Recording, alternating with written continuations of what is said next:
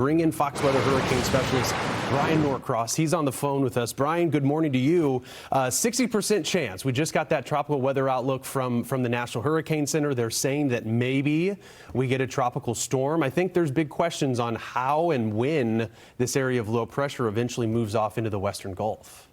Yeah, that's a really good question.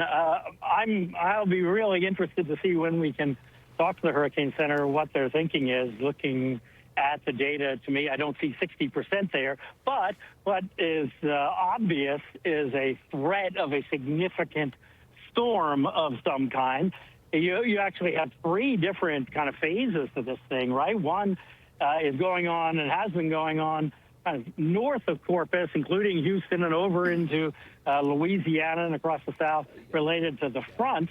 And then you have this big rotation. If you look on the radar, you can see from the Corpus area, Port Lavaca area, kind of rotating down into Mexico, kind of a comma shape. And the head of the comma is right over the Corpus Christi area, dumping tremendous amount of rain there.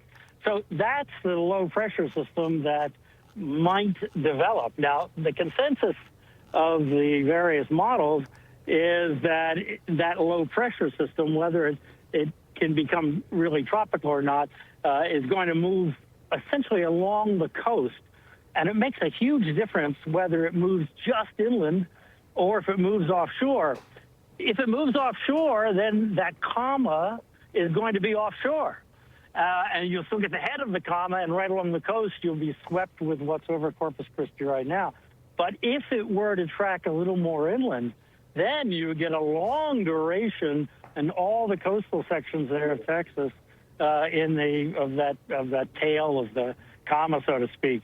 So exactly how that tracks is a big question. And what you and Haley have been talking about is a big point, is that this is a long-lasting event, and it'll come in phases. So it might look like the rain is letting up, but the worst of it could be still to come, depending on exactly how this system comes together, which already is producing a tremendous rain there in the southern part of Texas.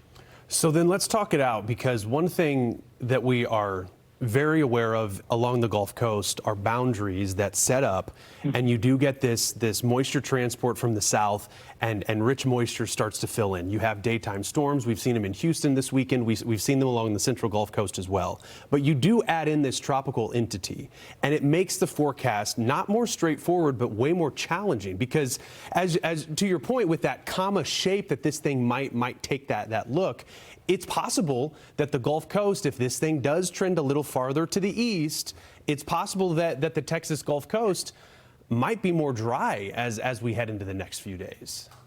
Yeah, because on the left side of the track, it's going to pull in dry air off the land, even though the air mass is extremely moist, in fact, near record moist along the Gulf Coast. Still as it tracks, especially because there's an upper level flow from west to east that's kind of going to make the thing unbalanced and going to want to push the storminess off to the right side of the storm. So the eventual center track of the low, whether it ends up being tropical and then they designate it, that really is not really relevant. It's the track that counts. And again, a slightly inland track is going to be much worse for the coastal sections in terms of more areas getting torrential rain than if it were to stay right at the coast or just offshore. Yeah, that's going to be the million-dollar question, because along the Gulf Coast, having 6-7 hours of dry weather makes a huge difference. But that prolonged nature that we very well could see, it's a possibility, would lead to the flooding concern. We're going to have the hurricane hunters later this morning fly into this area of disturbed weather, Bryan. So we'll be waiting for the data that they collect, and we appreciate being able to hear from you this morning. Of course, we'll be watching it every step of the way. Fox Weather hurricane specialist Bryan Norcross for us on the phone. Thank you, Bryan. All right, Steve. Take care. Okay.